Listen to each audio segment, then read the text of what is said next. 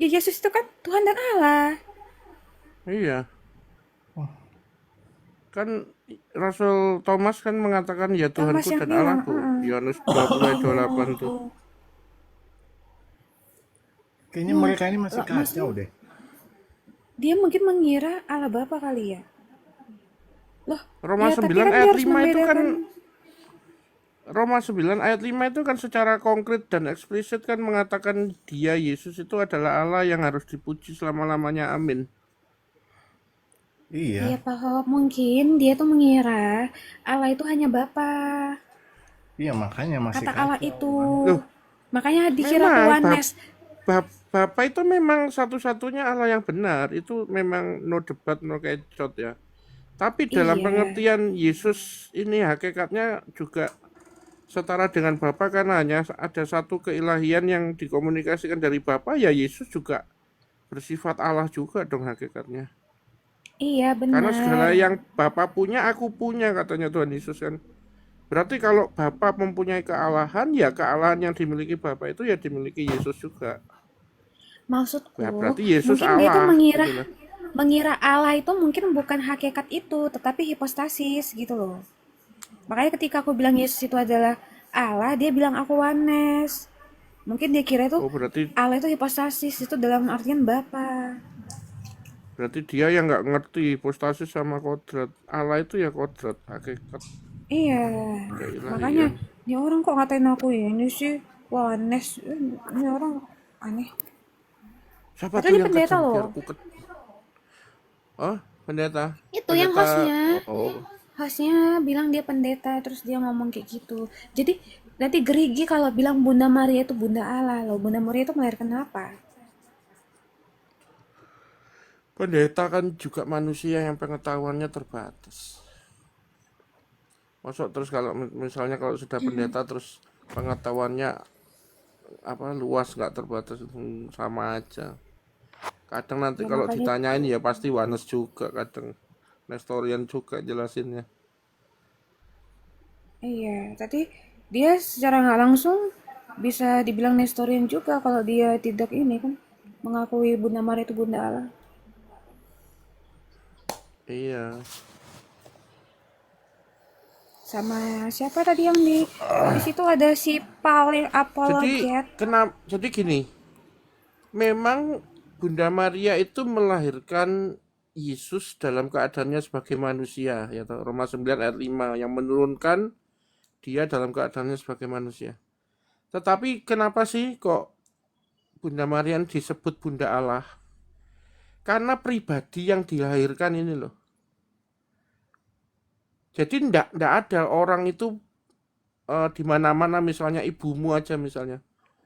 Tetanggamu waktu mengucapkan selamat ke ibumu. Aduh, selamat ya. Jenengan sekarang sudah melahirkan Ibel, sudah punya anak Ibel ini disebut Mama Ibel gitu kan misalnya kan. Oh, selamat ya. Ini sekarang sudah melahirkan Tejo gitu. Nggak pernah terus. Oh, selamat ya Anda melahirkan anak anak apa? Melahirkan seorang manusia. Berarti Anda sekarang adalah ibu manusia. Nggak pernah ngurusin kodrat. Selalu hipostasisnya. Makanya karena Bunda Maria itu adalah ibu Yesus yang melahirkan pribadi Yesus dan Yesus ini pribadinya adalah pribadi kekal, pribadi firman Allah yang adalah Allah. Makanya Bunda Maria ini disebut Bunda Allah. Nggak bisa disebut Bunda manusia.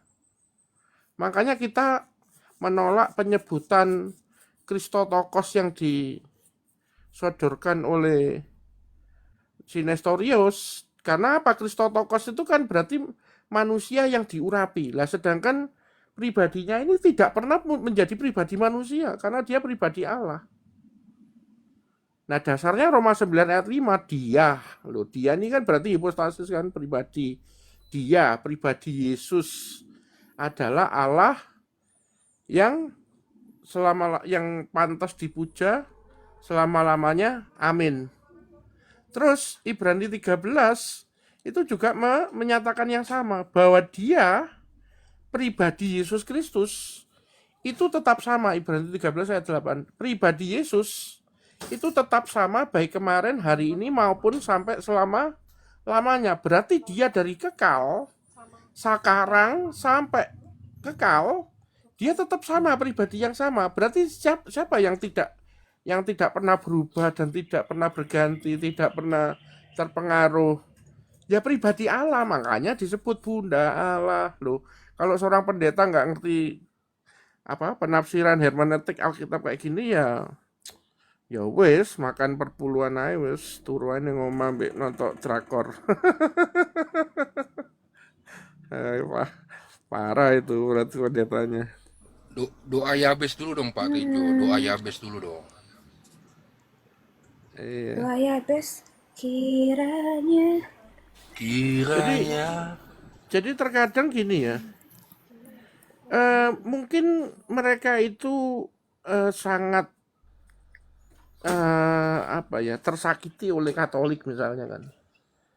Tetapi jangan terus rasa sakit hati ya untuk menyerang balik itu terkadang kayak membabi buta gitu. Sehingga terkadang menutupi nalar teologisnya mereka yang sebenarnya Protestan itu kan sudah banyak yang bagus tau nalar teologisnya. Tapi hanya dikarenakan di TikTok ini aku nggak bilang bagus seluruhnya, benar seluruhnya loh. Bagus sebagian, benar sebagian, tapi sudah lumayan gitu. Tapi di TikTok ini jadi parah karena spiritnya itu tadi, spirit permusuhan itu tadi, sehingga pemikiran dan logika apapun itu pokoknya menang, pokoknya nyerang gitu loh. Akhirnya jadinya gitu deh. Iya, penuh dengan kebencian. Tadi aja aku naik kan, aku kan ingin argumentasinya. Terus malah aku dibilang, kalian itu Katolik, kan kalian merasa paling benar. Kalian begini loh, Pak, siapa yang Katolik? Aku gituin. Loh iya, kalian itu katanya. Ya siapa Pak, kalian tuh siapa? Loh saya bukan Katolik. Tapi dikira aku Katolik. Karena aku tadi bahas tradisi. Terus waktu aku bilang ortodoks, langsung mereka, oh iya ya ortodoks ya, langsung gitu, langsung ini nggak nada tinggi lagi.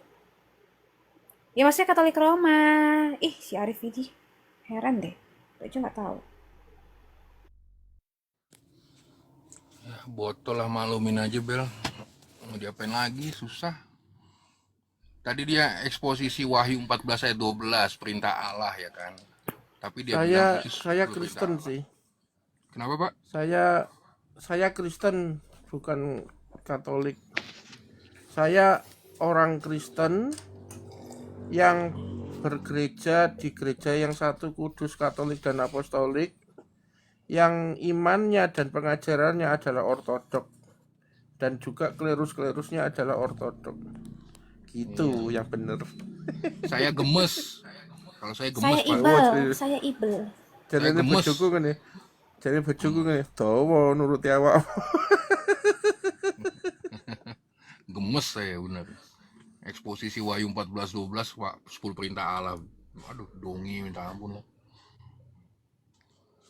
Bisa-bisanya Wahyu 14 12 bisa ada 10 perintah Allah gitu. Gimana ceritanya gitu? Buat apa inkarnasi kalau gitu? Donginya minta ampun. Tapi kalau kamu mentok di 10 perintah Allah kan Pak Kes ya, itu kayak Lah iya bro, nggak ada yang sanggup bro 10 perintah Allah bro. Makanya inkarnasi bro. enggak, setauku itu enggak mentok di situ doang loh, tapi semuanya itu yang 613 mispot itu. Iya. Oh iya, nama 13 mispot iya. Itu tadi yang ku ingetin Bang Kes dari bawah. Miswot kali Bang, gue bilang itu kan. 613 tuh. Lu bayangkan Tapi aja itu 613 hostnya itu. 613 tuh ternyata buatan ini loh, karangan Yahudi aja. ya memang kan misvote. Gimana? Jumlahnya nggak 613 ternyata. Oh jumlahnya nggak Nggak tahu 13 pas berapa ya? gitu. Iya, yang penting enggak mentok di Enggak. 10 kan, enggak mentok di 10. Enggak, iya enggak. Ya udah, itu maksudku tadi. Dia tadi berpikir kalau misalnya 1 sampai 10, mungkin masih ada yang sanggup. Masalah ini 613. Itu masih ada yang sanggup, benar Bang Kes. Tadi makanya tadi aku bilang misfot Bang Kes, aku bilang gitu dari bawah tadi kan. Kalau 1 sampai 10 mungkin masih ada karena masih ini kan. Kalau yang Karena kan banyak-banyak itu loh. kayak gini loh Pak Kes ya. Kayak mata ganti mata itu kan nggak ada dia apa hukum 1 sampai 10. Mata ganti Iya, mata gigi ganti gigi itu nggak ada. istri ganti istri nggak ada gitu ya? Nggak ada. Nggak ada. Gitu. Makanya aku bilang itu pasti nggak bakal mentok di 1 sampai 10. Makanya dia pikir mudah. Tapi hostnya itu pendeta katanya ya. Pendeta tapi karismatik. Tapi Tapi dia Oh, pendeta ngaku kok nggak emang. ngerti Anes. Yesus itu Allah sih? Gimana sih? Loh, kamu nggak pernah lihat dia debat sama ini Pak Kes, sama Sama apa? siapa? Romo KP. Pantesan mereka Ngawur, sakit hati sama Katolik ternyata, bro, iya, astaga. ngawur semua. Segitunya pantesan ya, ya ampun. Wah, salah arum kita bel. Tak kira kamu naik. Salah memang. Dari tadi juga aku juga udah Tapi curiga. kira Wah, Ibel, ini kayak salah Rom deh. Ibel lagi ngebully, tapi kira ya ikut bully lah gitu kan. Ternyata memang mereka Mana ini. mana yang namanya halus-halus itu nggak nyambung. Iya, Babar belas nggak Aku nyambung sama tuh sekali. Waduh, kacau. tadi kesel. Aku naik itu gara-gara ribut gitu ya. Maksudnya kayak jiwa-jiwa aku pengen debat itu langsung ini. iya memang memang bener. Pak Ho bilang sih apa ini ya, aroma kebencian itu ini loh. Kita kalau lama-lama di situ ini juga bener pancing, kejebak. Iya, kepancing aku tuh gara-gara itu bahas-bahas tradisi ini orang kok koplak banget ya. Maksudnya kayak apa itu konsili? Kamu kamu ini konsili. Kamu ini ya percaya konsili, bukan percaya Alkitab. Ya aku datang naik. Loh, Alkitab di kanan nomor berapa? Aku bilang gitu. Tetot, Iya nggak tadi tahu, keras nggak banget jawab. tradisi itu ya, kacau. Nggak bisa jawab. Tiba Nggak, aku udah jawab, itu ya itu aja seingat saya. Gitu. Kenapa itu? itu udah diksi yang aneh loh di pertanyaan itu. Kamu percaya konsili bukan Alkitab, itu aja udah diksi yang aneh banget. Namanya kan orang bodoh kayak gitu. Makanya aku bilang, loh sebelum Alkitab di kanon, para rasul mengajarkan seperti Iya, gimana coba. Terus dia nggak mau, saya nggak mau. Ini saya maunya ajaran Yesus aja, nggak mau ini iya, dia bilang, ajaran mereka orang-orang bilang apa berdosa tadi? segala macam. Loh para rasul berdosa nggak? Iya, para rasul mereka nggak mau terima lo ajaran para rasul lah, ini gimana sih? Terus aku bilang, lah yang kamu tahu nggak Alkitab itu apa? Ya kalau misalnya nggak ada kesaksian para rasul yang satu Yohanes 1 ayat 1 sampai 3 gimana? Kamu tahu Yesus itu gimana? Terus kamu mau buang tulisan para rasul? Dia bawa 1 Yohanes. Dia buang aja tulisan para rasul. Dari Ya, Kalau Alkitab. kita misalnya naik motok, itu kan sopan ya, baik-baik kan, nggak ada yang ini kan. iya aku dikatain sesat aku. Cuman anggur aja yang agak emosi sedikit. Kalau anggur langsung bilang gini, kamu jangan jadi bajingan ya katanya langsung itu Iya. ketawa aku. Dia dianggap serius sih, kalau aku nggak mau anggap serius. Soalnya aku Nggak, udah memang memang nyium-nyium ini sih aroma Wahyu apa? aneh nih. Memang botolnya Iya, kebangetan. Botolnya kebangetan memang sih. memang kebangetan memang. Makanya aku daripada ngata-ngatain, aku turun aja lah, aku minta Iya. izin turun deh daripada Kok bisa jadi loh kayak gitu ini. ngaku apologet loh, heran loh. Ngaku Iya loh. loh. Ngaku lagi ya, Bentar, saya ngaku loh dia, apologet kok gila. kayak ngajarin ikan berenang dia. Apologet loh, kacau. Saya apologet. Saya belajar teologi. Teologi tapi Iya iya apa ya? Pak, si paling Pakai apologet analogi Pak. tentang helm. Kamu ketika berkendara naik motor harus pakai helm. Analogi apa ini apologet? Aduh, itu nyindir si Spiridon dong, Genomik. Iya, aduh, untung nggak ada Spiridon. Kayaknya Spiridon bilang aja. pas waktu Ser bawa 1 Petrus 3:15 itu dia nggak mudeng loh. Iya, kuduskanlah Kristus dalam hatimu kan itu alam kalimat Dia kan utamanya. ngaku apologet tapi dia nggak mudeng kenapa dibawa 1 Petrus 3:15. Iya, ya kan apologia dari situ asalnya. Makanya aku suka gemes aku lihat tuh. Masanya dia kalau udah ini, dia tuh orangnya memang gak rendah hati loh. Dia tuh nggak jujur bener. Kalau dia udah terpojok itu, udahlah saya nggak mau diskusi sama Anda, nggak usah. Iya, Ya ini nggak mereka itu bisa nih. pengen jebak kita gitu loh sampai kita keluar statement bahwa tradisi itu mengatasi firman Tuhan itu sebenarnya mereka itu mau ngejebak Dia kan itu. Kita kan enggak begitu. Dia pun lagian aneh. Tradisi itu jadi setara dengan Alkitab katanya. Iya, Lah, tradisi itu apa? Gemes banget deh aku. Aduh, kalau aku tuh jadi guru ya, aku ngajarin dia. Udah aku suruh tuh, tangannya mana? Langsung pakai penggaris aku pukul dia tuh. Sampai kalau di nangis ya. pesantren tuh ini apa Irfaya Daka itu. Angkat tanganmu. Aku pukul dia pakai penggaris itu. Kamu nih, denger nggak sih? Bodoh banget nalarnya rendah aku gituin. Waduh, gua nggak kenal pesantren Bisa Bang sedih. Kes, sorry Bang Kes. Ya, makanya saya bilang dia kan apologet ini orang apologet ini bilang dari RT 6 kan. Saya bilang saya udah 2 kali. Bolak-balik. Itu tuh. Oh iya, dia ngaku dari. Kenapa Berarti banyak orang yang seperti itu tau nggak? Kenapa? Karena banyak orang-orang Kristen ini yang terlalu mengagung-agungkan orang yang murtad. Ada orang Islam yang murtad tuh langsung kayak gitu langsung. Jadi kan kadang orang-orang itu kan kayak merasa paling wow gitu ya daripada kita yang masih lahir. Itu tuh banyak yang seperti itu tuh orang-orang Kristen awam tuh selalu mengagungkan orang murtad. Heran jadi merasa paling apa sih? Ini awam nih. Itu mantan Dale tadi kayaknya tuh ya. Si apologet itu. Paling mantan Tafidz itu. Siapa yang tadi ya? Iya Yang itu. yang aku voice of Apologet truth. loh. Voice of truth itu Aku loh. Saya kira bilang si Pak itu loh, Voice siapa? of Truth-nya itu kan ini kan tadi dia tuh seorang apa namanya Advent kan? Oh iya, Advent itu. Iya, Iya, tadi kan makanya dia Bang kan bilang. ku tanya tadi, Bang tanya gerenyanya apa Bang? Advent itu. Karena ada yang bilang Advent. Iya, Advent dia. Itu ketahuan dari Kebetulan kebencian hostnya itu kan sama-sama Katolik juga, Katolik Roma. Oh, makanya mereka nongkrong lah ya. Ya, kita punya musim sama kan gitu. iya ketahuan dari paras-parasnya itu pasti Advent. Ketahuan sekali. Oh gitu. Wah, Orang kita Advent ya di beda itu. Bas-bas Wahyu. Iya, pasti Wahyu. Karena memang itu tujuan mereka, pekabaran 3 malaikat Wah, kan Wahyu. puji Oh Tuhan. iya Kita iya kali benar itu benar masih pakai benar. roti Oh iya lagi. benar. Puji Tuhan. Oh iya. Advent iya benar suka banget bawa wahyu. Sementara kita agak-agak serem bawa wahyu Wah, ya nggak kan. berani lah. Eskatologi enggak lah. Tapi tadi kan dibawa sama siapa? Kok Anggur ya kan? Eh, ini kan mereka kan pakai KJV ya, versi KJV King James ya kan.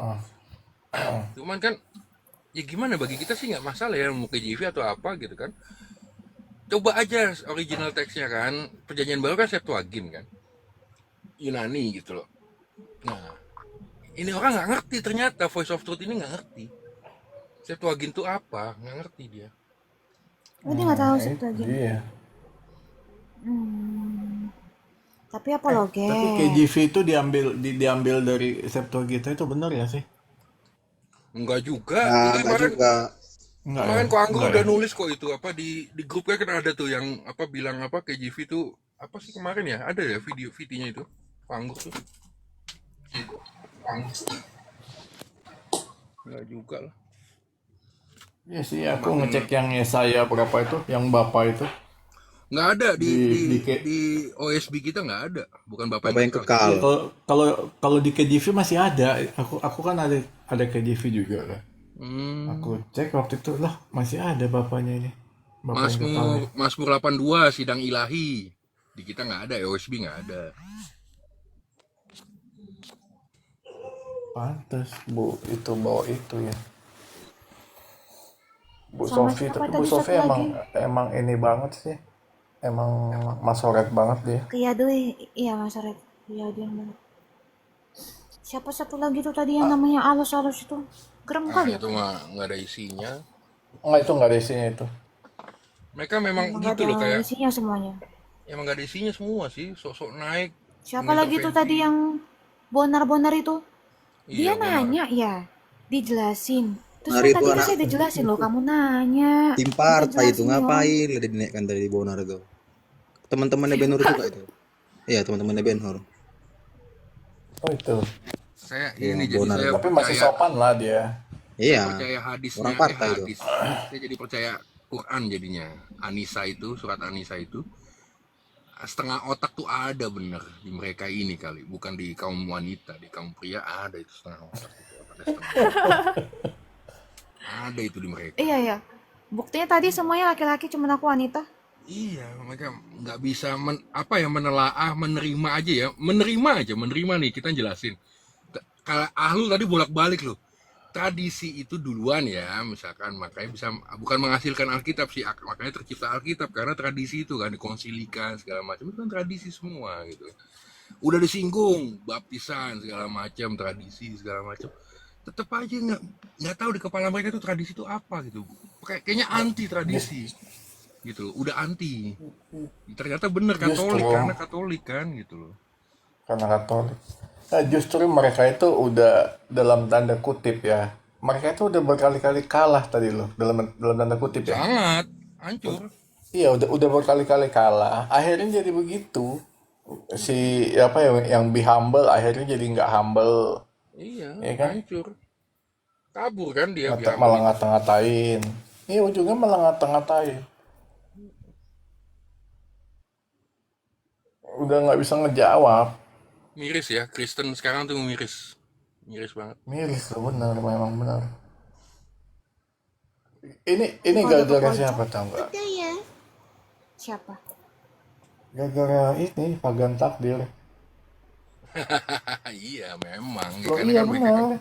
Dulu, dulu waktu Ortodoks pertama muncul, itu orang-orang Kristen tuh kebuka loh pikirannya. karena memang lebih mistika sih, mistika ya Ortodoks itu kan. Iya kan? Dan lebih masuk akal dan nyambung semua gitu loh kan. Ajarannya itu dari kejadian sampai wahyu itu nyambung semua, itu banyak yang kebuka. Nah, sejak ada pagan takdir ini, terpengaruhlah mereka bahwa kita mendiskreditkan mereka. Ya gitu-gitulah. Terus percaya, asal-asal percaya aja tanpa cari tahu. Itu ya repot. Iya. Coba yang paling sering apa di framing? Kita Ortodoks membidatkan Protestan, padahal nggak ada kan? Enggak. Mereka yang membedakan kita tadi. Iya, makanya itu kan. Kita dibilang sesat Itu loh loh. mereka. Ya udahlah nggak apa-apa lah, Iya, puji Tuhan. Puji Tuhan kita dibilang tapi sesat. itu digaung-gaungin terus. Akhirnya yang lain tuh jadi ini, jadi apa ya? Ikut-ikutan. Jadi ikut-ikutan kayak roomnya Lia Kristen sekarang. Itu juga jadi agak dalam tanda kutip jadi anti sama Ortodoks. Agak anti gitu, agak mulai anti gitu. Dulu kan roomnya Lia Kristen nggak begitu kan? Iya, ya gitulah.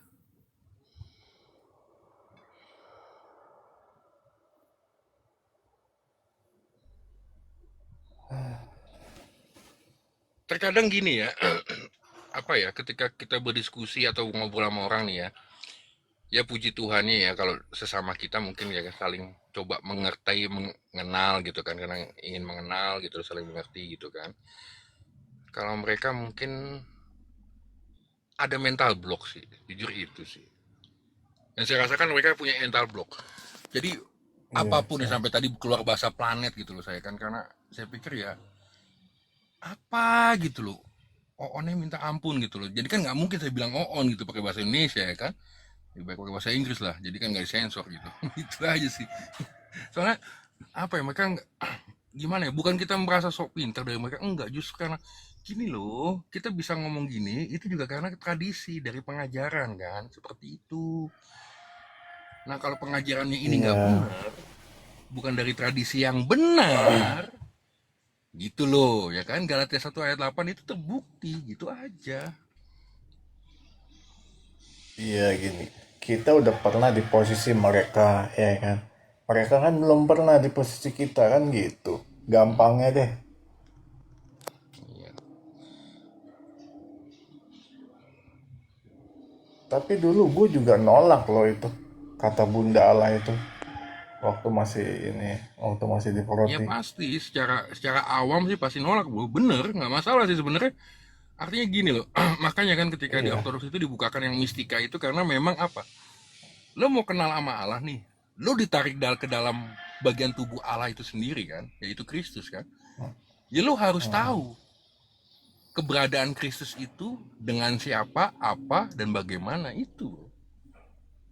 Mau nggak mau, lo belajar. Kenapa dia bisa disebut Theotokos gitu kan atau apa?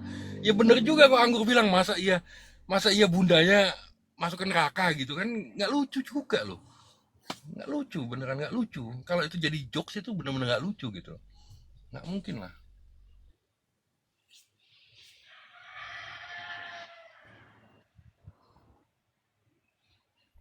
Iya masa bundanya yang jelas-jelas. Nah gini loh, Itulah tadi iya. sebenarnya bagus juga lo nyinggung ya, ngetes kalau mereka memang Tritunggal ya, ngetes ya. Ketika dia di dalam kandungan itu ya, kan ini kan secara literasi kan tertulis di Lukas itu kan dikandung oleh Roh Kudus, oleh kuasa Roh Kudus kan. Nah, maksudnya sekalian kalau memang mereka Tritunggal, mereka ngerti nggak itu oleh Roh Kudus itu bagaimana gitu. Berarti kan ada perpaduan dari daging Bunda Maria juga dong. Itu loh maksud saya. Iyalah. Cuman ya, aduh nggak bisa mereka sebenarnya itu nggak bisa bro.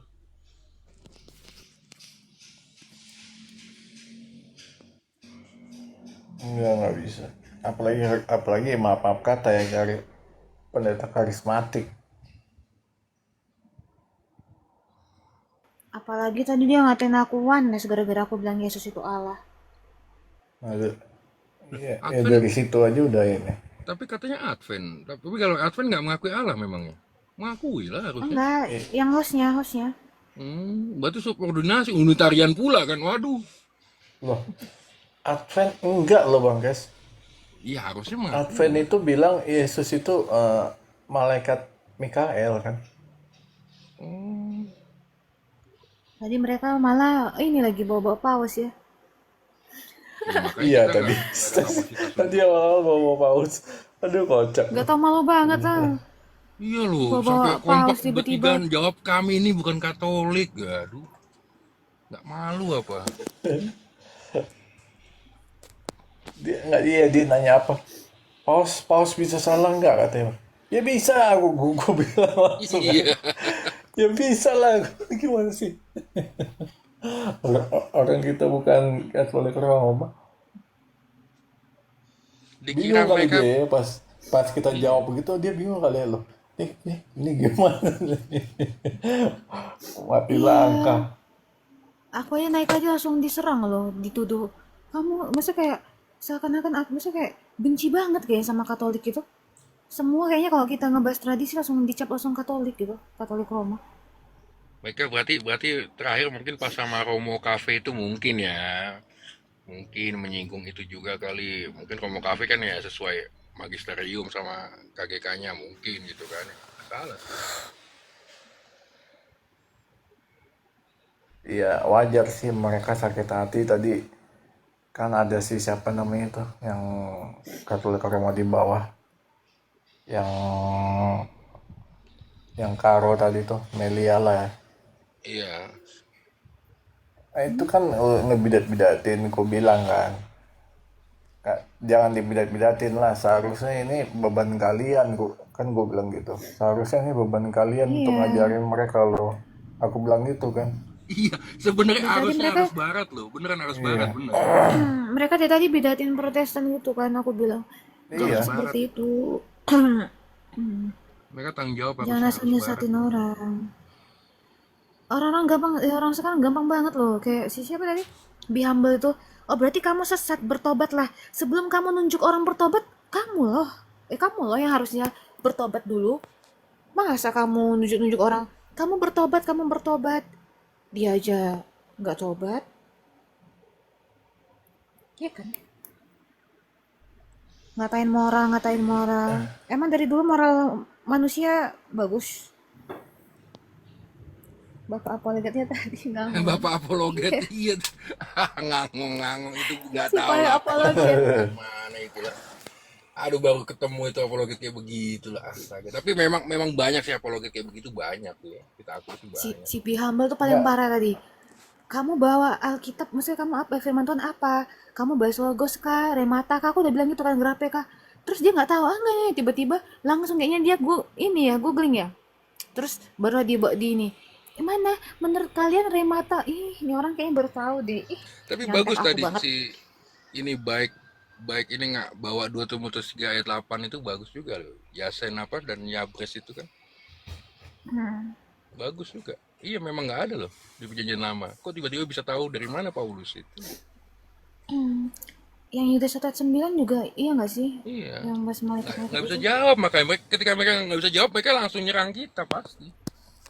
Soalnya waktu aku bahas tradisi kan aku awalnya nggak percaya ya. Waktu aku AKBP. Terus siapa tuh yang ngasih Yuda 1 ayat 9? Hayo di mana nih? Coba kamu Iya cari iya. di perjanjian lama. Langsung. Pernah ya kita seri ya? Aku kayaknya pernah bawa itu juga deh. Keser. Ya Yuda 1 wes ayat saya turun 9. dulu lah. Istri di bawah udah ngoceh-ngoceh udah marah-marah. Saya lagi marah sama istri saya. Sama kita Oh pakai. alah. Sama kita pakai. Iya, lagi Oh, Oh, iya. Iya. izin oh permisi ya. ganti nama tuh. Iya. Tuhan Kira berkati ya. siapa? Iya, Selamat iya. hari Minggu. Selamat Tak bertradisi. jawabin Jadi lagi. bentar gini ya, gini Pak, Bu Duat ya, itu Ibu Duat. Apakah Bapak Gereja bisa salah? Bisa. Apakah Paus bisa salah? Bisa. Apakah Romo bisa salah? Bisa. Apakah Nabi bisa salah? Bisa. Elia itu aja bisa salah kok. Elia itu pernah minta pengen mati, ya. Elisa itu juga pernah salah, makanya dia mati, ya kan. Musa itu ya bisa salah, nyatanya dia hanya di Gunung Nebo saja nggak boleh masuk tanah perjanjian. Siapa lagi yang bisa salah? Daud. Daud juga bisa salah, ya kan? Dia ya tahulah sama Batseba. Salomo bisa salah nggak? Bisa, dia apa ya? Wah, pala parah Salomo. Penyembahan berhala, bojone 700, genduke 300. Siapa lagi? Hanya Yesus yang tidak ada salah, tidak ada dosa. Nah, tetapi pertanyaannya sekarang gini. Jadi kalau Bapak Gereja semua manusia yang dipakai Allah ini salah, lalu manakah yang menjadi pegangan kita? Jadi apakah terus kalau salah terus akhirnya dibuang semua? Apa ajaran-ajaran yang ada? Enggak. Yang merupakan pengajaran dan merupakan penyataan dari Allah, yang tradisi itulah yang kita pegang. Nah, lalu bagaimana cara membedakan tulisan Bapak Gereja, tulisan nabi-nabi yang merupakan ilham dari Allah atau enggak? Nah, gereja punya metode namanya konsensus patrum. Sama kayak metodenya zaman PL, ya. Zaman PL yang dipakai Tuhan itu pasti nabi dari kalangan orang Israel. Dan menulis ditujukan kepada orang Israel. Lalu dari semua nabi-nabi ini hidup berbeda zaman, berbeda lokasi, tetapi yang ditulis itu semua seragam. Nggak ada yang kontradiksi. Inilah yang dimaksud dengan konsensus patrum. Bukan berarti musyawarahan, karena Musa sama Elia nggak mungkin musyawarah, Elia sama Yesaya nggak mungkin musyawarah, Yesaya sama Mika juga nggak mungkin musyawarah, Esra sama Zakaria juga nggak mungkin musyawarah. Tetapi apa yang dinyatakan Allah melalui mereka ternyata berkesinambungan. Nggak ada yang kontradiksi. Nah, demikian pula Bapak Gereja yang konsensus patrum itu yang menjadi ajaran gereja, karena gereja ini kan sudah ada lebih dulu daripada mereka. Otomatis ajaran gereja inilah yang lebih dulu ada dan mereka warisi. Nah, tentu saja gereja akan tahu lebih dulu kalau misalnya pengajaran mereka itu ada yang salah. Bahkan penafsiran mereka pun gereja akan menfilter, ya. Menfilter. Ya caranya dengan filter yang sama, dengan konsensus patrum yang seperti zaman PL itu. Karena memang roh yang sama yang bekerja melalui umatnya ini selalu metodenya pekerjaannya sama. Nggak mungkin dia akan memakai metode yang berbeda. Makanya caranya dengan konsensus patrum juga. Irenaeus itu beda zaman sama sama siapa yang dari Antioquia? Ignatius. Beda sekitar 30 tahun nek gak salah. 20 atau 30 tahun. Di lokasi yang berbeda, mereka ada di barat dan di timur. Tapi faktanya pengajaran mereka berkesinambungan. Origenes itu juga bukan bapak gereja. Banyak sekali pemahaman dia yang salah. Tetapi gereja tetap memakai sebagian tulisannya dia yang memang merupakan konsensus. Makanya dari abad 1 sampai abad 7, tulisan bapak gereja itu semua yang konsensus menjadi pengajarannya gereja. Nah itu Bu, penjelasan saya ya. Ya mohon bisa dimengerti, diterima. Jadi makanya gini Bu ya. Menjadi Kristen itu tidak bisa memandang manusianya. Ya. Walaupun manusia itu juga bisa menjadi saksi-saksi seperti awan yang mengelilingi kita. Tetapi kita tidak bisa melihat saksi-saksinya itu dalam pengiringan kita kepada Yesus. Contohnya kalau Anda baca di Ibrani 11, itu ada kumpulan saksi-saksi ya. Mulai dari Rahab, Abraham, Daud, siapa lagi, Ayub, terus apa meneh, Wakeh. Terus di Ibrani 12-nya dikatakan apa? Kita mempunyai banyak saksi bagikan awan yang mengelilingi kita. Marilah kita menanggalkan semua beban dan dosa yang begitu merintangi kita. Artinya apa? Ya artinya beban-beban kehidupan dan segala dosa yang seperti iku mang, pertikaian antara keluarga, pertikaian dengan teman, itu begitu merintangi. Tapi karena kita sudah menyaksikan saksi-saksi iman ini juga lolos, makanya kita punya semangat untuk lolos juga. Tetapi begitupun kita melakukannya, dinasihatkan apa di ayat 2-nya? Marilah kita melakukannya dengan mata yang tertuju kepada saksi-saksi iman. Enggak. Tertuju kepada Yesus. Makanya dalam pengiringan menjadi Kristen Ortodok ini, pengiringan kita harus dilakukan dengan mata yang tertuju kepada Yesus, yang memimpin kita dalam iman dan membawa iman kita kepada kesempurnaan.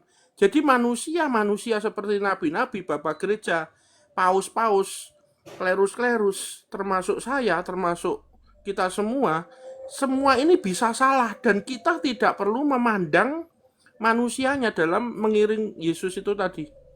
Karena mengiring Yesus ya harus ikut tertuju kepada Yesus.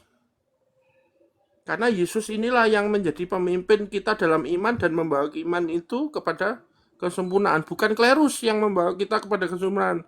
Tetapi memang secara ekonomi ya kleruslah yang dipakai oleh Tuhan untuk menyelenggarakan kasih karunia yang menyelamatkan. Tapi ya itu tadi, kalau memandang manusianya, kelemahan-kelemahan manusia, oh ini klerusnya atau Pak Hop atau siapa ya, ngomongin firman Tuhan. Tapi kalau Anda teliti ternyata bisa salah. Terus akhirnya Anda kecewa. Nah, bisa salah ini kan toleransi manusia bisa berbeda. Ada yang bisa mentoleransi sedikit, ada yang bisa mentoleransi banyak. Jadi kalau mengiring kekristenan ini didasarkan pada toleransi besar kecil ini dengan memandang manusianya, maka kekristenan ini akan dipenuhi dengan kekecewaan. Karena banyak banget contoh-contoh kekristenan ini manusianya memang nggak bener. Sekarang contoh di Sidoarjo ada pendeta, ya, dia meng-KDRT istrinya, akunnya namanya Shirley Cebing, ya, akunnya itu diwawancari sama siapa itu yang Dr. Richard Lee, ya, 24 tahun pendeta cabul, ya, main KDRT, selingkuh dan lain sebagainya, pendeta ngomongin firman Tuhan, baca Alkitab, sedekah, menolong orang.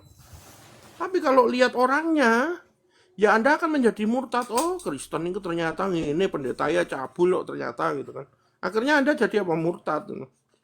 Makanya Ibrani 12 ayat 1, 2, dan 3 ini mengingatkan kita pandang terus kepada Yesus, bukan memandang orangnya.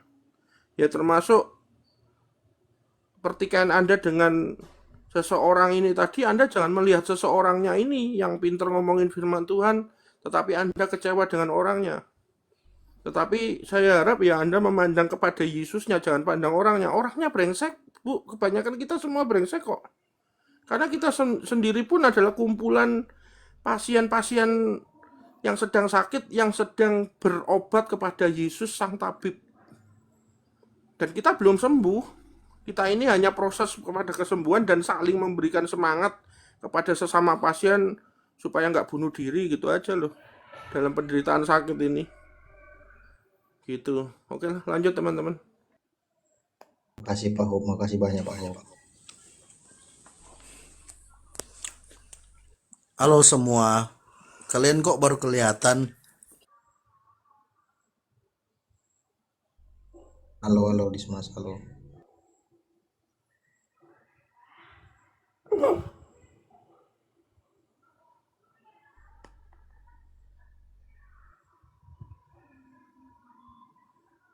Jangan gitu Ibel, aku udah minta maaf loh waktu yang lalu.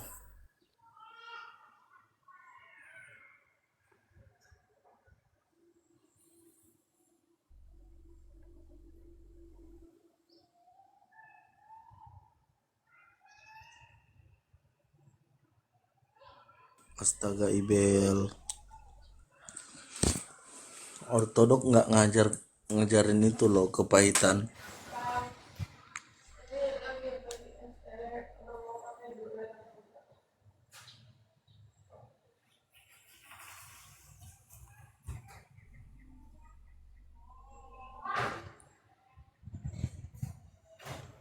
Pak Hob, dogma itu dirumuskan oleh siapa?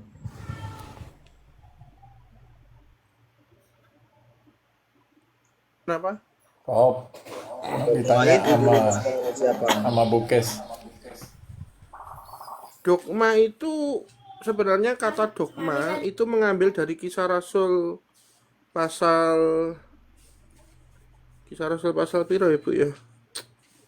Nek pertanyaan mendadak kadang-kadang lali ya Bu.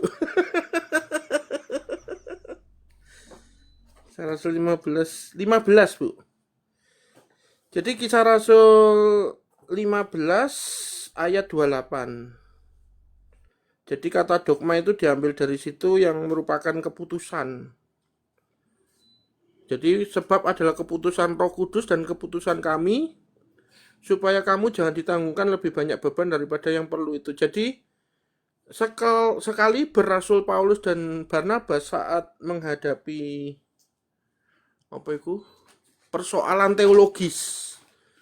Ayo, keselamatan ini harus disunat atau enggak? Nek gak disunat katanya enggak selamat, gitu kan?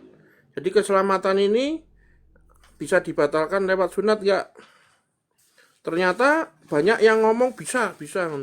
Rasul Paulus mau enggak bisa. Wong soalnya yang diajarin ke aku enggak gitu kok. Kok tahu-tahu kamu bisa bisa kayak gitu. Nah, akhirnya mereka pun ndak berani terus gaya ajaran dewe koyok John Calvin apa Lutheran. Aku lo sudah menyelidiki kitab suci. Kitab suci itu yang benar ajarannya seperti ini. Aku mendapatkan ilham Roh Kudus dari Yesus sendiri. Walaupun Rasul Paulus di dalam Galatia 1 ayat 1 dia mengatakan Galatia 2 dia mengatakan apa? Aku menjadi rasul bukan oleh seorang manusia, ya, Galatia 1 ayat 1, melainkan oleh Yesus Kristus sendiri.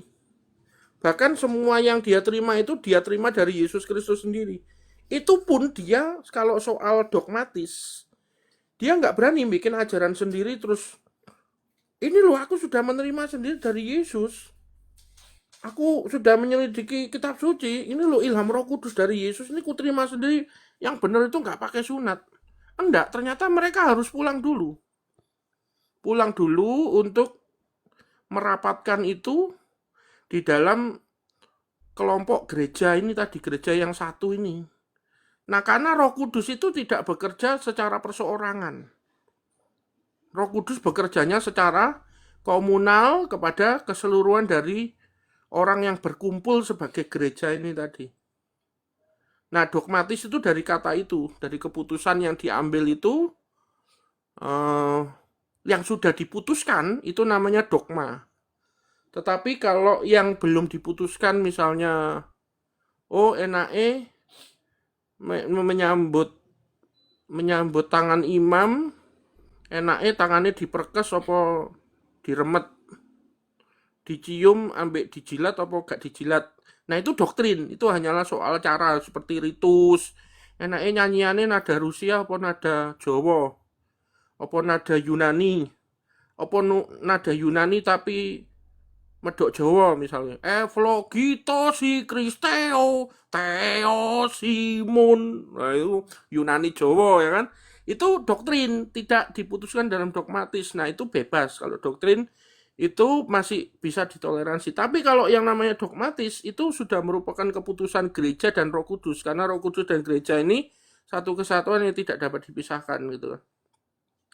Tapi kalau soal doktrin yang di luar dari yang diputuskan oleh Roh Kudus dan gereja, itu masih bisa dilihat efek buruk dan baiknya untuk dilakukan atau tidak, mendatangkan kemuliaan Allah apa enggak, menjadi batu sandungan apa enggak gitu kan. Seperti contohnya makan babi. Makan babi ini tidak pernah menjadi dogmatis untuk dilarang di dalam kekristenan, tetapi kalau misalnya saudaramu dari Islam ya kan, dia nggak makan babi ya toh, untuk memenangkan dia dalam pertobatan, maka kamu tidak makan babi di depan dia, menghormati dia, sehingga kamu menampakkan kasih Kristus itu kepada saudaramu yang Islam, sehingga yang Islam tadi melihat Kristus pada kehidupanmu, pada perlakuanmu, pada perkataanmu, dan mereka akhirnya yang waktunya tepat, mereka akan bisa bertobat. Nah gitu.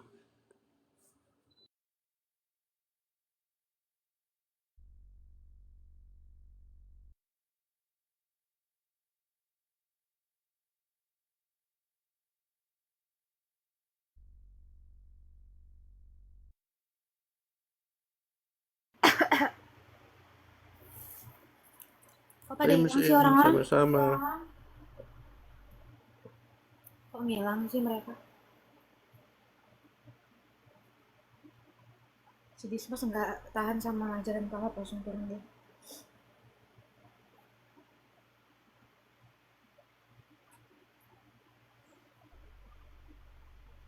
Udah.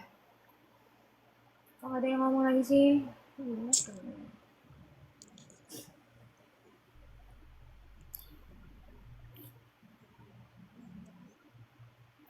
People fall in love in mystery.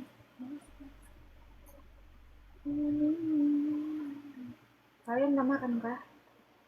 Ngomong. Kok cuma aku yang ngomong sih? Ini lagi makan. Sama ya. Ngomong. Nyaman.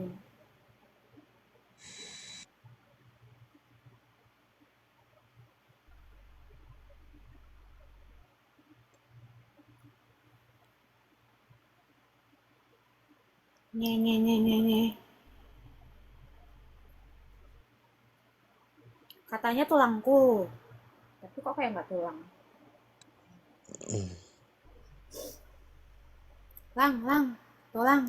Tulang.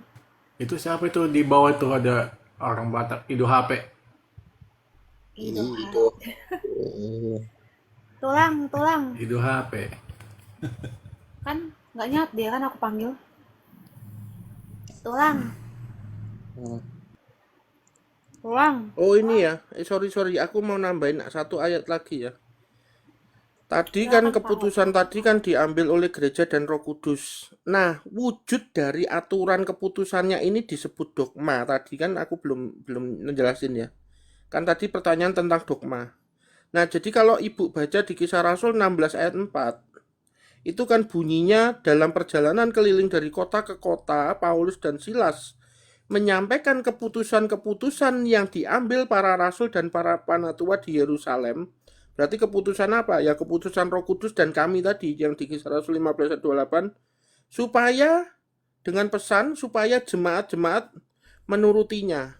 Nah, ini dalam artian agar memelihara, agar supaya bukan menurutinya. Kalau sebenarnya kalau dalam bahasa aslinya, dan selama mereka melintasi kota-kota, mereka menyampaikan kepadanya, kepada jemaat, agar memelihara peraturan-peraturan yang telah diputuskan oleh para rasul dan para tua-tua di Yerusalem. Nah, bahasa Yunani dari keputusan-keputusan ini adalah bentuk plural dari dogma.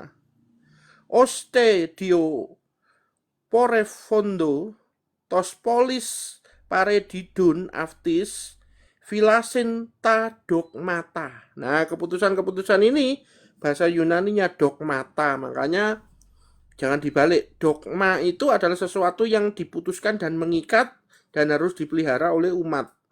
Kalau doktrin itu masih bisa ditolerir, diperdebatkan seperti yang saya jelaskan tadi.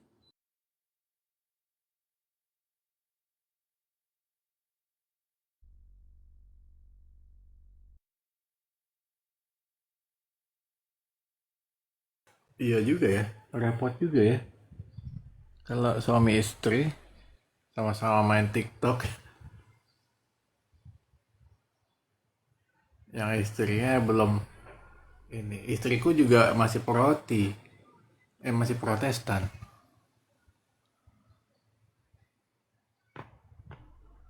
Tapi untungnya Tunggal nggak itu main dogma ya, TikTok. Pak. Iya dogma bu.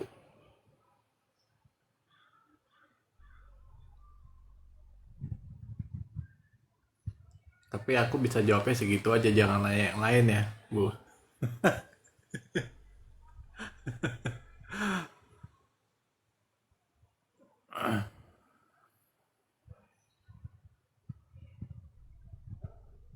Tulang. Tulang apa seperti ini? Kulit sama biru. Lah udahlah itu astaga. Jangan ngaku-ngaku tulangku ya kamu. Tulang. Tapi itu Tritunggal itu Pak Hop agak sulit ya Pak Hop ya, karena nggak ada apa namanya konsili dari para rasul itu untuk menentukan Tritunggal gitu loh. Jadi orang kayak ngototnya ke situ. Ya, sebenarnya kalau mau tunduk dan menganggap bahwa Alkitab itu adalah yang berotoritas katanya, ya kan? Katanya mereka kan kalau Alkitab kan berotoritas. Nah, bagi kita pun juga berotoritas. Tapi gak sola kan gitu. Gak satu-satunya. Soalnya kalau mau satu-satunya ya gereja inilah satu-satunya dengan berbagai macam produknya kan gitu. Nah, melihat dari sisi Alkitab saja, sebenarnya udah Tritunggal. Misalnya contoh ya, 1 Yohanes 5 ayat 7. 1 Yohanes 5 ayat 7, ada 3 yang bersaksi di surga, yaitu 1 Yohanes 1 Yohanes 5 ayat 7 ya, enggak salah ya. Nah, itu bunyinya apa? Ada yang bersaksi di dalam surga, 3 kan, Bapa, Firman, dan Roh Kudus, dan ketiganya adalah satu. Nah, itu kalau di dalam bahasa Yunaninya itu mengatakan hoi, tris, and heisin. Jadi 3 yang adalah satu, Tritunggal kan. Nah, cuman ini loh, memang kekalahannya orang Kristen nek mungso wong Protestan mungso bukti empiris sing koyo ngono iku sing semuanya minta manuskripnya mana. Gitu? Iku repot. Iya. Karena mereka hanya Alkitab. Nggak mau ikut keterangan saksi dari gereja. Padahal gereja inilah yang duluan lebih ada dari Alkitab. Maka akhirnya nek dituduh misalnya, oh itu kan ayat palsu, ayat sisipan. Akhirnya mereka ngono. Misalnya contohnya Budi Asali sing pendeta pagan takdir tuh. Dia mengatakan, iya itu memang ayat sisipan, ayat palsu nuruti Islam toh, dituduh ambil Islam iku ayat palsu, ya wes ayat palsu pisan, termasuk Markus 16 ayat 16 sampai 20. Tapi tidak demikian dengan kami gereja apostolik. Karena 1 Yohanes 5 ayat 7 itu pernah dikutip oleh Siprian tahun 252 Masehi di dalam tulisannya. Nah, kira-kira kalau dikutip oleh Siprian ngutip dari mana kalau nggak ngutip dari kitab suci? Nah, kalau dikutip berarti kutipannya ada gitu loh. Nah, cuman karena kekristenan gereja mula-mula itu sejak semula tahun 50-an gereja itu sudah dianiaya sampai Edik Milano tahun 313, berarti hampir 290 tahun dianiaya. Maka tulisan-tulisan yang autografnya itu sudah banyak yang hilang. Banyak yang tinggal robekan. Nah, tinggal salinan-salinan yang ada di abad keempat. Kenapa kok baru ada di abad keempat? Iya, karena di abad keempat tahun 313 Masehi itulah kekristenan selesai dianiaya dan gereja mulai berbenah diri, menyalin lagi, bikin kodek, tulisan-tulisan mulai dikembangkan lagi.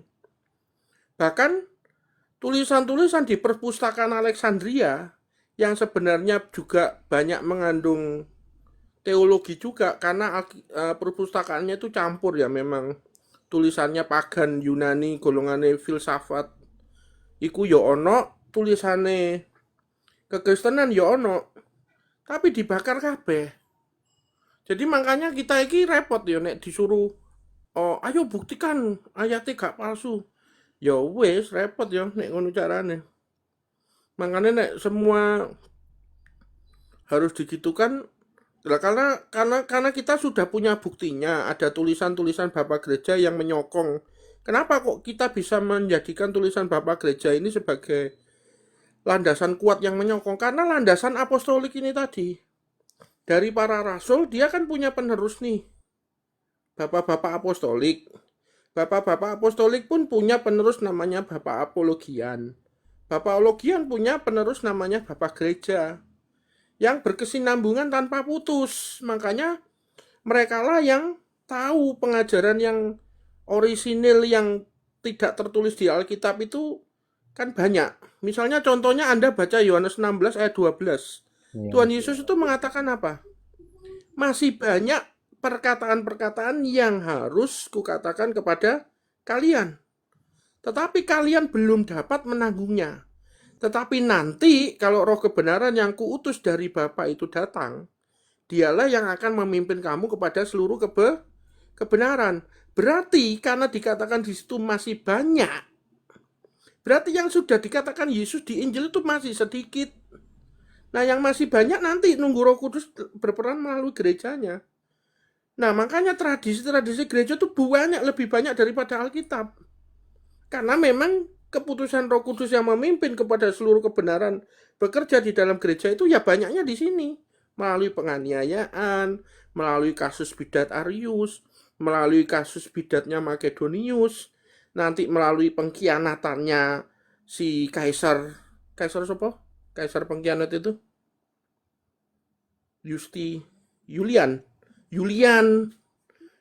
si pengkhianat, ya toh? Nah, lewat situlah Roh Kudus memberikan solusi kepada gereja, memimpin kepada seluruh kebenaran. Contohnya kebenaran tentang Tritunggal. Semua kan sudah mengenal memang ada Bapa, ada Putra, ada Roh Kudus. Ini Anda bisa baca di tulisannya Justinus Martir, tulisan dari abad 1 sampai abad ketiga itu semua menyebut tentang Bapa, Firman, dan Roh Kudus senada dengan bahasa Alkitab. Nah, tetapi tersistematikanya menjadi sebuah pengajaran yang gampang dipahami dengan metodologi, itu memang nunggu Arius. Nunggu kasusnya Arius, makanya Roh Kudus memimpin gereja di Konsili Nika itu akhirnya merumuskan suatu dogma bahwa aku percaya kepada satu Tuhan, yaitu Yesus Kristus, yang diperanakkan sebelum segala zaman, terang dari terang, Allah sejati dari Allah sejati, yang diperanakkan dan bukan diciptakan, yang melaluinya segalanya telah diciptakan, dan seterusnya. Nah, ini makanya ada yang namanya dogmatis Tritunggal gitu.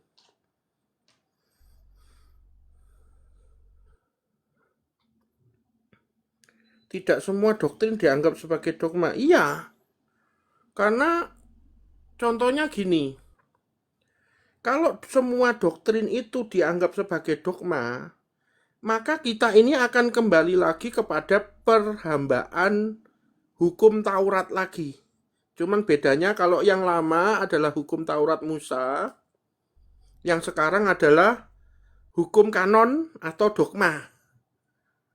Makanya yang sekarang ini yang berupa doktrin, yaitu yang praktikal, ini tidak dilegalistikan. Contohnya aturan tentang sembahyang. Kamu sembahyang bersujud tanganmu kurang genggam misalnya. Atau telapak tanganmu buka sedikit. Itu pun gak apa-apa, salah-salah titik gak apa-apa, gak terus wong Islam salah titik batal ngulang lagi. Terus nek gak ngono kakean gak sah. Nah, gitu kan. Nah, ini jadi kuk penghambaan lagi seperti zamannya Taurat Musa. Makanya Tuhan Yesus mengatakan apa? Marilah datang kepadaku yang letih lesu dan berbeban berat. Nah, ayat ini kan sering sama orang Kristen Protestan kan dijadikan ayat nek kon kerja, nek masalah, beban kehidupan, beban rumah tangga, datanglah kepada Yesus, nanti aku akan memberi kelegaan kepadamu, ngono toh? Padahal ayat itu nggak berbicara tentang itu. Ayat itu berbicara tentang beban berat, letih lesu menanggung hukum Musa ini loh. Sing titik-titik salah, ngene kurang akeh. Contohnya gini. Saya kasih contoh perpuluhan. Ya, perpuluhan aja yang diwajibkan di Protestan itu, ya. Itu adalah kuk penghambaan hukum Taurat. Karena memang perpuluhan itu memang perintah dari hukum Taurat. Sekarang saya kasih letak di mana kok bisa letih lesu berbeban berat. Contohnya gini. Aku gaji sebulan itu 3 juta. Nah, maka kalau dipotong perpuluhan adalah 300.000, sisanya adalah 2.700.000. Ya kan? Nah, untuk hidup di Balikpapan ini, uang 3 juta itu sebenarnya ngepres, Bu. Maka, dibandingkan sama si Pak Kasno, yang gajinya 10 juta, dan dia perpuluhan 1 juta, lebih banyak toh dari saya.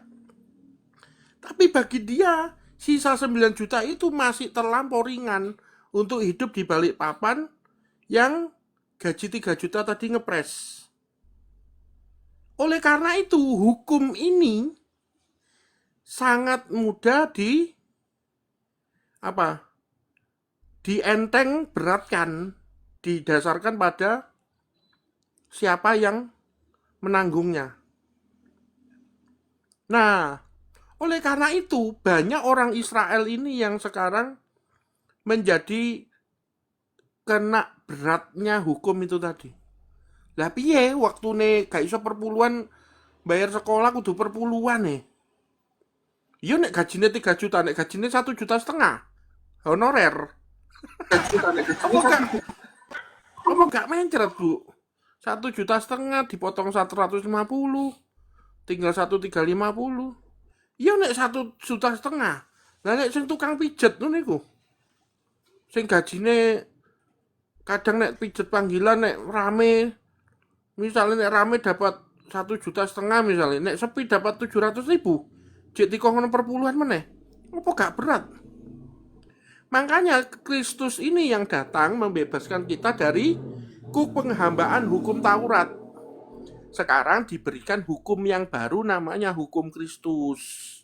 Yaitu kasih mengasihi didasarkan pada kekuatan masing-masing. Nah, apa contohnya kekuatan masing-masing? Contohnya, kasihilah Tuhan Allahmu dengan segenap hatimu, segenap akal budimu, dan segenap kekuatanmu. Nah, kalau katamu di sini, berarti saat ayat ini berbicara kepada saya dan berbicara kepada Pak Kasno, beda nggak? Beda. Karena mungkin akal budinya Pak Kasno lebih pinter dari saya. Hatinya Pak Kasno lebih tulus dari saya. Terus apa mang situ kekuatan. Dan kekuatannya Pak Kasno lebih kuat dari saya. Dia mungkin bisa sujud 100 kali sehari. Aku buru-buru sujud 100 kali, Bu. Awakku lewemu wetengku gede ngene sujud ping 3 ae wis menggos-menggos ya toh. Maka kekuatanku ya mek sujud ping sepisan apa ping 3, ya kan? Pak Kasno karena dia sujudnya kuat 100 kali, karena dia mengasihi Allah didasarkan pada kekuatannya dia sujud nih 100 kali. Tuhan kasihanilah, Tuhan kasihlah ping 100 nih. Karepmu Pak Kasno, aku mek kuat ping 3 ya, aku ya mek ping 3 ya toh. Terus dengan segenap hatimu, maka terjadilah yang namanya relativitas. Makanya tuntutannya juga relativitas. Kepada yang tidak kuat seperti saya, maka tuntutannya ya sebatas kekuatan saya yang tidak kuat ini. Tuntutannya. Akal budi juga sama. Orang nggak ngerti Tritunggal, dia terlalu tidak pintar misalnya, ya toh. Apa harus dituntut Tritunggal? Harus paham Dwinatur? Harus paham apa? Enggak. Tapi juga tidak boleh skeptis terus mari ngono. Wes, gak penting Tritunggal, terus akhirnya gak gelem belajar. Gak gelem belajar, gak gelem diajari. Wes goblok, gak gelem belajar, gak gelem diajari. Repot iki. Diajari iman yang benar, diajari pelan-pelan kan syukur-syukur. Tapi dia marah ngono karena bebal hatinya koyo Edis ngono. Wes gak ngurus aku, wes buat di tong sampah Tritunggal. Gak penting. Bayang nongkon wong sing gak ngerti Tritunggal piye. Lho makanya akal budinya terbatas, gak ngerti Tritunggal, yuk nanti dituntut berdasarkan akal budinya dia yang terbatas. Tetapi untuk orang-orang yang sudah dikasih tahu tapi sengaja menolak, yuk akan tersedia juga pecutan bagi yang menolak. Karena Tuhan Yesus sudah sendiri mengatakan, barang siapa yang mempunyai akan diberi, tapi yang tidak mempunyai apapun yang ada padanya akan dirampas. Makanya di Lukas 17 ayat 47 dan 48 dikatakan apa? Yang tahu kehendak tuannya tetapi tidak melakukannya, dia akan menderita banyak pukulan. Tetapi barang siapa yang tidak tahu akan kehendak tuannya, tetapi melakukan yang mendatangkan pukulan, maka dia akan lebih sedikit dipukul. Yang artinya tuntutannya ini didasarkan pada relativitas seperti yang saya jelaskan tadi. Nah, sehingga mengasihi Allah, memberi pun, itu didasarkan pada ketulusan sekarang, nggak didasarkan peraturan legalitas. Seperti contoh perpuluhan tadi. Maka itulah kenapa doktrin di dalam kekristenan itu tidak pernah didogmakan. Misalnya sembahyang harus berapa kali sehari. Kon kuat 7 kali sehari ya 7 kali. Gak kuat ya 3 kali. Gak kuat ya 1 kali. Gak kuat ya sambil tiduran sambil ndonga, misalnya saking gak kuatnya saking sakit. Terus opo terus dituntut? Enggak dituntut. Coba kalau doktrin itu didogmakan, dituntut pasti. Kon sembahyang ping piro? Ping 2. Loh, dikongkone ping 3 kok kon ping 2 lho, tak gepuki kon saiki. Gepuki pakai konsekuensi hukum, kayak dihukum Taurat lagi. Makanya Galatia 5 ayat 1 dikatakan apa? Tentang kuk penghambaan hukum ini. Supaya kita sungguh-sungguh merdeka, Kristus itu telah memerdekakan kita. Karena itu berdirilah teguh dan jangan mau lagi dikenakan kuk perhambaan. Sebab kalau kamu menyunatkan dirimu, ini ceritanya tentang sunat yang dijadikan legalistik tadi, aturan syariat, ya. Kristus sama sekali tidak berguna bagimu. Sekali lagi aku katakan kepada setiap orang yang menyunatkan dirinya, yang mewajibkan tadi, maka ia wajib melakukan seluruh hukum Taurat. dan kamu lepas dari Kristus. Jikalau mengharapkan kebenaran oleh syariat itu tadi, Taurat, kamu hidup di luar kasih karunia, kata Rasul Paulus. Ya sama dengan ortodok. Kalau semua kanon-kanon, doktrin-doktrin tadi harus didogmakan semua, maka Kristus ini tidak ada gunanya bagi kita. Karena yang ada adalah usaha kekuatan kita untuk hidup seturut dengan doktrin-doktrin ini, baru kita bisa selamat. Titik-titik melanggar kanon, kon gak kanonik. Loh, akhirnya hukum kanon ini menjadi Taurat baru bagi kekristenan. Makanya aku dikatain gak kanonik, babah gak kanonik, gak wes. Emang siapa yang bisa sanggup melakukan hukum kanon sebanyak itu? Omong kosong kalau semua bisa melakukan hukum kanon konsili itu sebanyak itu, semua aturan-aturan itu kalau disyariatkan semua. Yakobus 2 ayat 10, kamu melanggar satu kanon aja berdosa kepada seluruh kanon, kepada seluruh hukum. Nah, jadi ini menjawab pertanyaan, mengapa tidak semua doktrin dianggap sebagai dogma. Gitu ya Bu ya, terima kasih.